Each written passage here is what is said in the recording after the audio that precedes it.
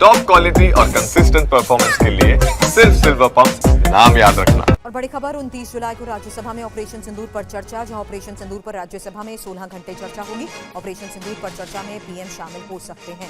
विपक्ष ने चर्चा के दौरान पीएम की मौजूदगी की मांग की थी। फिलहाल आपको बता दें, इस वक्त ये बड़ी खबर है, जहां राज्यसभा में 29 जुलाई से ऑपरेशन सिंदूर पर चर्चा को लेकर खबर है और 16 घंटे तक होने वाली बहस। विपक्ष ने चर्चा के दौरान पीएम की मौजूदगी की मांग की थी और इस बीच खबर यह भी है कि ऑपरेशन सिंदूर पर चर्चा में पीएम शामिल हो सकते हैं।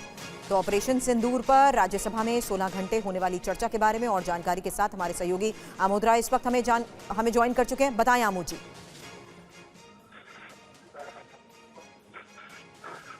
आमोद जी, आपको आवाज आ रही है तो बताएं, 29 जुलाई को राज्यसभा में ऑपरेशन सिंदूर पर चर्चा को लेकर क्या खबर?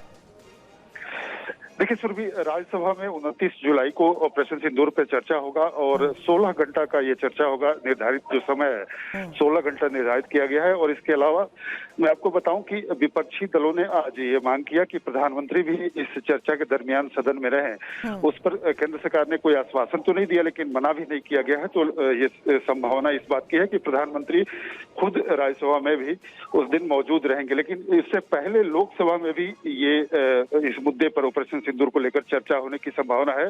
तारीख जो है 28 को संभावित है कि लोकसभा में भी इस मुद्दे पर चर्चा हो। तो प्रधानमंत्री दोनों ही सदनों में जब ये चर्चा होगा ऑपरेशन सिंदूर को लेकर तो शामिल होंगे। लेकिन राज्यसभा में तारीखों का ऐलान इसलिए कर दिया गया क्योंकि वहां के बिजनेस एडवाइजरी कमेटी में आज इस बात की घोषणा कर दी गई है। लेकिन लोकसभा में अभी तारीख का ऐलान नहीं किया गया है, लेकिन संभावित तिथि 28 जुलाई है।